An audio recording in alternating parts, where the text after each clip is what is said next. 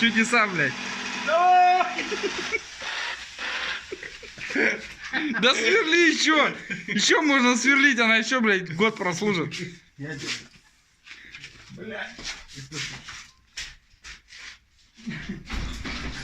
Мужики, вообще, вы вообще какого хуя тут делаете?